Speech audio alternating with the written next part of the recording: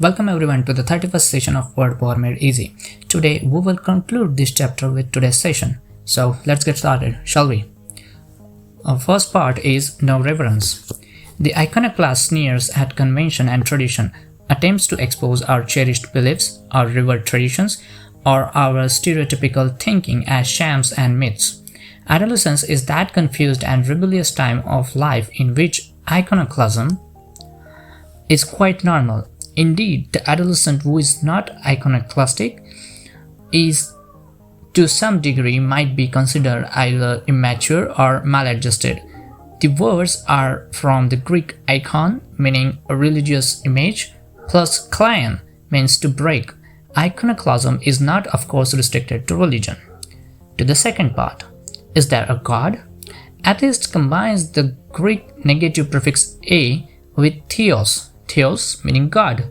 Do not confuse atheism with agnosticism, the philosophy that claims that God is unknowable, that he may or may not exist, and that human beings can never come to final conclusion about him. The agnostic does not deny the existence of a deity, as does the atheist, but simply holds that no proof can be cited one way or other. The adjective of atheism is atheistic. Third part, how to know. Agnostic, which is also an adjective, is built on Greek root gnotos, meaning to know, and the negative prefix a. The agnostic claims that all but material phenomena is unknown, and indeed unknowable.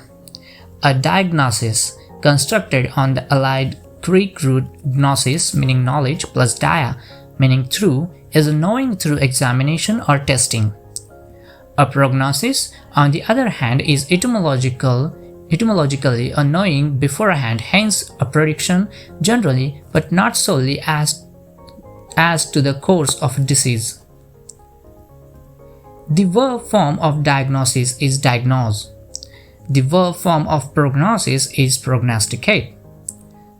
To use the verb prognosticate correctly, be sure that your meaning involves the forecasting of developments from a consideration of symptoms or condition, whether the problem is physical, mental, political, economic, psychological, or what have you.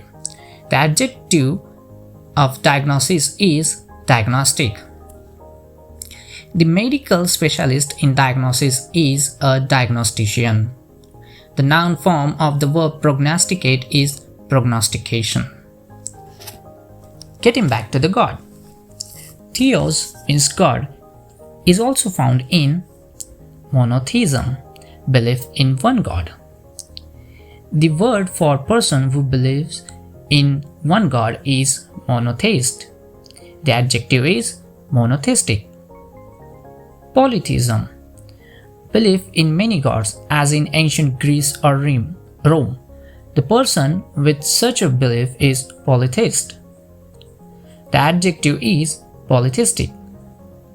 Pantheism, belief that God is not in man's image but is combination of all forces of the universe. Here, pan means all plus theos meaning God. The person who practices is a pantheist, and the adjective form is pantheistic. Theology, the study of God and religion. Here, theos means logos. Theos means God, plus logos means science or study. The student is a theologian. The adjective is theological. To the fifth part of sex and the tongue. A lecher practices lechery. The derivation is Old French lecher, means to lick. The adjective is lecherous. Has many close or not so close synonyms, most of them also and significantly starting with the letter L. Let's have a look at them. First is libidinous, from French libido meaning pleasure. Lascivious, from lascivia meaning wantonness. Licentious, from Latin licere, meaning to be permitted, the root from which we get license, etymologically permission, the illicit, etymologically not permitted. Lubricious, from lubricous, meaning slippery, the same root found in lubricate. The noun is lubricity. Next word, lewd. Lewd is from Anglo-Saxon lewd, meaning vile or vulgar or dirty. Lustful is from Anglo-Saxon word meaning pleasure, desire, and the noun form is lust. To the sixth part of sex and the itch. Prurient, from Latin prurio, meaning to itch, to long for, or to crave for, describes someone who is filled with great sexual curiosity, desire, longing, etc. The noun form is pruriens. Pruritis, from the same root, is a medical condition in which the skin is very itchy but without a rash or eruption. The adjective is pruritic. To the last part, under and over. Hypochondria is built on two Greek roots, hypos meaning under and chondros meaning the cartilage of the breastbone. This may sound far-fetched until you realize that under the breastbone is the abdomen. The ancient Greeks believed that morbid anxiety about one's health arose in the abdomen, and no one is more morbidly, unceasingly, and unhappily anxious about health than a hypochondriac. Hypochondriac is also an adjective. The alternate adjective form is hypochondriacal. Hypos means under, is a useful root to know. Hypotension is abnormally low blood pressure. On the other hand, hyper is a Greek root meaning over.